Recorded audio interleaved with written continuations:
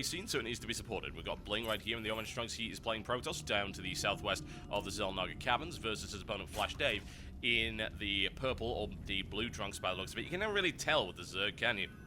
It's like, well, they're all purple. Oh yeah, they've got little blue bits as well in the blue trunks. And he is playing Zerg up to the northeast. And FlashDave is his own cheerleader. That's so adorable. I love that. That's great. I like the confidence that you can show right there. FlashDave fighting indeed. He will, in fact, be fighting. That we can guarantee. FlashDave. There we go. Just a little bit late on the Overlord. Not too bad, though. It's okay. And he uses an extractor trick to get out of it. There you go. I'm thinking, huh, what's he doing? Ah, extractor trick. No problem at all. That's the way to do it. BlinG chrono boosting. Getting his probes out as quickly as possible. BlinG is a known 4-gater. I say that like it's some kind of offense. You know, it's like, BlinG is a serial rapist and also a 4-gater. He is not a serial rapist under any circumstances. Just FYI. It's not a bad thing. It's not a criminal offense to do 4 gates. It's as simple as that. Unfortunately, some people do seem to be of the belief that it kind of is. Yes, my Skype does need to be shut. I will do it after this game. Or I will, in fact, not do anything of the sort. There we go. The problem with this setup is that it shows everything. That's the problem. Similarly, going down right here. BlinG is just continuing. It's rolling forward. No problems for him whatsoever. There's the expansion right here for FlashDave. And, I don't know, FlashDave might have some problems here. BlinG is a very aggressive player. He's very strong in the early game, but he tends to fall apart in the later game. His macro isn't quite as good when you get past about the 15-minute mark. If he gets locked into a long game, he usually ends up losing focus, but he's a very high adrenaline kind of player that will get aggressive early on. And right now, it's hard to really tell if he's going to go for a 4-gateway attack, because at this stage of the game you don't really know Cybernex core going down. He is actually sinking his chrono boost quite a lot, so it's actually a real possibility that he won't, simply because he's already chrono boosted again just to get probes out quicker, and he's not actually building anything else right now, which is fine, certainly, but usually you try and save your chrono boost so you can immediately start boosting your cybernetics core, and he's going to get timing right here, but his second chrono boost won't be able to help out there at all, whereas when you're 4-gating, the chances are you will actually hold on to that chrono boost for a little bit longer, have maybe 50, maybe more than that, and then just use it to keep hitting the cybernetics score. Right now he's not doing that. He can chrono boost. He's actually chrono boosting out the Zealot into the Sentry, so I'd maybe expect an expansion early on. We'll find out. This is interesting from FlashDave, actually. I kind of like this. I've been seeing this every now and again, and it's a cool play. It involves going for level 1 melee attack upgrade very early on in the game, and he will of course be able to get speedling upgrade as well very shortly, so he'll rely on Zerglings for the time being. The main problem with that approach is that it's too easily countered by lots of sentries, but it depends as to whether or not BlinG is able to execute that properly. The thing is, it's BlinG, he probably will. You know, BlinG is an extremely strong player, although the fact that he's not getting aggressive early on is interesting.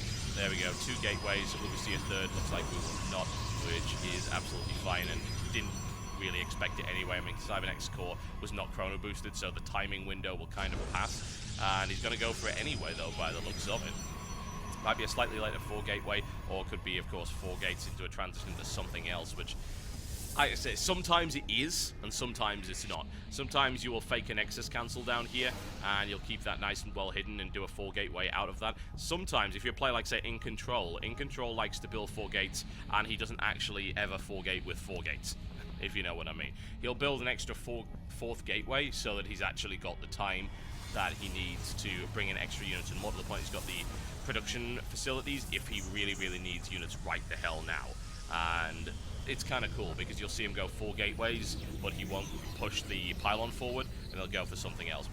In the meantime, we do get a forward pylon now for BlinG, and unfortunately for FlashDave, he's not able to deal with that one at all. It's placed in a rather nice area as well. He can't really get any firepower down on that pylon, so this is in fact going to be a 4-gateway attack, although wasn't quite as quick as we usually expect, because he uses his chrono boost actually on his Nexus as opposed to on his Cybernex core. But it's early enough, and it's a pretty solid move nonetheless. And actually the great thing about that is he was chrono boosting out probes. His economy's in a really great place. He did delay his 4 gateway attack a little bit, but this should be quite dangerous, and I'm very kind of concerned for FlashDave right now. He does have a lot more Zerglings coming in. It's, can he sink all the energy of the sentries? Because if he can, he's got that +1 upgrade. That will really help him. Oh, wow, that's nice. In comes the surround right here. Is it enough, though? Does BlinG have the units he needs to push this back? It looks like he probably does. He's got reinforcements coming in, takes out the sentry, smart move, focuses down another Zealot. He doesn't really have what he needs to push this back. But, oh, there we go. More reinforcements coming in, plus the Queen. Can he do it? He's trying so desperately to bring this Zealot push back, but BlinG is slowly pushing him away. Down goes the Queen, and this is a nasty, aggressive approach, and immediately transitioning out of this 4 gateway into a Twilight Council as he tries to hold the line as best he can. More of those Zerglings come swarming in, and while they're definitely dealing extra damage, they're not really dealing enough. Oh, nice one, actually outrunning the Zealots right there. Look for the surround on the one that's caught out of position, and it's good play once again, but he's actually holding this, but he is losing quite a lot of Zerglings in the process. Good drone micromanagement. I like that. Great swarm. There's the surround. That's a great lockdown there by FlashDave. Does he have the numbers he needs? He does. Excellent defense. Very, very good. And that +1 actually paid off for him right there, since he was up against those Zealots, and is now able to clean up and get rid of the pylons. An additional warping comes in. FlashDave doesn't have to engage them. He doesn't. He can go backwards. He can actually slide past the defenses of BlinG. A very smart maneuver. And the question is, does he have he actually doesn't have a block right now. BlinG needs to get in there immediately. Pylon coming down. Is he actually going to wall off? He's not going to manage it. And FlashDave now into the mineral line of BlinG. This is not what BlinG was expecting at all. An additional Zealot warping is forced, and FlashDave is leaving almost immediately. Looking for an angle. Takes a probe for free. Looks for another one. Can he get it? We will find out. This is excellent counter-attacking right here from FlashDave. Right into the line. Takes 1 probe, 2 and 3. And looks for the surround. BlinG unable to get it. And forced all the way backwards. In the meantime, how much more aggression was coming in? Thing is, Dave can actually hold this, no problem. Thanks to that early +1, he's able to cut through those Zealots much faster than he would otherwise be able to. And with the support of the Queen, he's actually doing a good job. The question is how much economic damage was done. The worker supply of FlashDave is actually ahead. That is really, really great. You do not expect a Zerg player to be ahead after a 4 gateway like that. And as it turns out, if BlinG had actually gone in a little bit earlier, he probably would have been able to pull that off, but he didn't. He went for a more economic-focused approach because he wanted to transition out into something else, which, as it turns out, is now going to be Dark Templar, and that's going to be messy. But here's the thing. His opponent has Spine Crawlers, and he's got Spore Crawlers. And that is very, very smart. And bear in mind, FlashDave did actually spot the Twilight Council, so that was a really smart call, thinking, oh, it's probably going to be DTs, and as it turns out, it is. And there's another advantage of having an early evolution chamber. I'm very surprised that I don't see more Zerg players actually popping one out. They don't cost that much. They're 75, including the drone, and lets you build. If you get a Spore Crawler down, you can just eliminate the use of DTs. However, the question is, will he be able to detect this? He's looking for it, a great surround, and trying to push him away. He's able to do that, and of course, he's going to lose 1 Zergling per swing from those Dark Templar, but still, those Spine Crawlers should be able to do it. He tries to grab him, he misses it. That's problematic. Where's the other Spore Crawler? He's got detection. Great play there by FlashDave. Excellent defense. BlinG being held off very nicely right here, and BlinG not in a great position. His economy is actually now behind FlashDave. He is only just started expanding. Another Nexus coming down, Forge coming down, popping out sentries, and honestly, it's funny that I was saying earlier that, oh, this strategy from FlashDave will be locked down by heavy sentries, and as it turns out, BlinG didn't go that way. He actually didn't go heavy sentry at all. He went pretty much all into Zealots, which was maybe one of the worst things he could have done. I think maybe Stalkers might have been a worse idea, but still, because of that +1, you can see that FlashDave is able to get a massive advantage. He's also got great surrounds. Every time, if you look at this, every time he's able to catch and take bare minimum losses for the cost of, like, 4 Zealots went down there for the cost of maybe 6 Zerglings. That is a great trade from there. In come the Dark Templar once again, and of course this time he doesn't have the, he actually does have the Overseer, but he's not going to want to stick around. There's not enough numbers right now. My, oh my, oh my. Great play right here by FlashDave. Continue to hold that line. However, the DT, by the looks of it, did it get into the line? I don't think it did. It's not looking likely. I think it was just sort of hanging around right there. If we have a look at units killed, yeah, it definitely didn't. And it's good that BlinG was able to get a DT in there, but he wasn't able to do anything, so it doesn't really matter. Oh, that's a free Overseer. That's a mistake by FlashDave. He needs to get those Ventrals. Ventral Sacks? Okay, I was like, hey, hang on a minute. Is that the pneumatic carapace? And no, it's not. It's Ventral Sacks. Okay, drop play coming in from him later on, and that would kind of make sense considering the number of Zerglings he's got. Drop him into the base, do big damage, make sure to bypass that defense at the front right there. And down comes 1 and 2 assimilators, and BlinG, no doubt looking to try and get some tech going. building an Immortal, which is the most curious thing I've seen all day, considering that his opponent has built nothing but Zerglings. That doesn't make any sense. I would maybe expect him to go Robotic straight into Colossi, absolutely, but he's not doing that right now. And his DTs also failed. So BlinG is kind of in a messy situation right now. His DTs are really on the defense, with the exception of that one right there. And will I be able to take the hatchery down quick enough?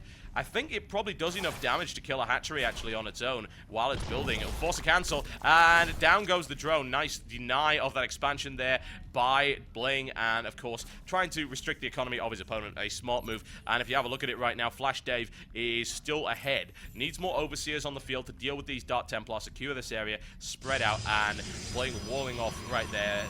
I'm not saying it. I refuse. I'm sorry. In-jokes are bad for StarCraft. I know it's amusing, but new players don't know what Tasteless Secret Hallway is, nor John's Common Knowledge Hallway, I might add. It's not getting used on this show. You can just have to wait for other shows to do that. So, FlashDave likes Banelings, so I'm told. Unfortunately, he seems to have forgotten that there are Dark Templar.